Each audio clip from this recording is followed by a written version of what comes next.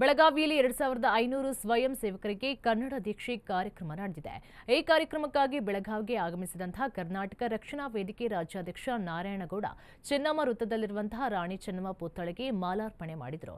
ಇನ್ನು ಕರವೇ ಜಿಲ್ಲಾ ಘಟಕದ ವತಿಯಿಂದ ನಾರಾಯಣಗೌಡರಿಗೆ ಅದ್ದೂರಿ ಸ್ವಾಗತವನ್ನು ಕೋರಲಾಯಿತು.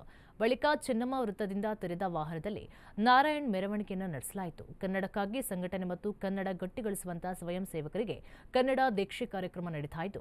2500 ಕರವೇ ಕಾರ್ಯಕರ್ತರಿಗೆ ಕನ್ನಡ ದೀಕ್ಷೆ ನೀಡಲಾಗುವುದು. ಬಳಿಕ ಮಾಧ್ಯಮಗಳಿಗೆ ಮಾತನಾಡಿದಂತಹ ಕರವೇ ರಾಜ್ಯಾಧ್ಯಕ್ಷ ನಾರಾಯಣಗೌಡ, ರಾಜ್ಯದ 31 ಜಿಲ್ಲೆಗಳಲ್ಲಿ ಕನ್ನಡ ದೀಕ್ಷಾ ಪ್ರತಿಜ್ಞಾ ಕಾರ್ಯಕ್ರಮ ನಡೆಯಲಿದೆ ಎಂದರು.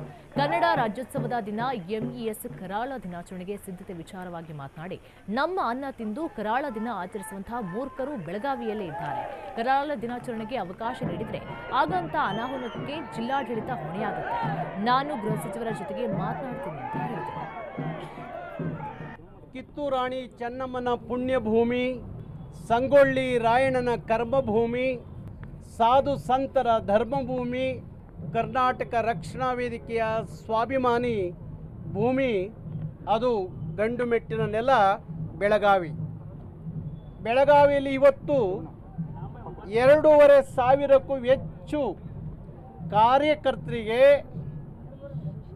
ಕನ್ನಡದ ಹೋರಾಟಕ್ಕಾಗಿ, ನಾಡು ನುಡಿಯ ರಕ್ಷಣೆಗಾಗಿ ಕನ್ನಡದ ದೀಕ್ಷಾ ಪ್ರತಿಜ್ಞಾ ಕಾರ್ಯಕ್ರಮ ಇವತ್ತು ಇಲ್ಲಿ ನಡೀತಾ ಇದೆ.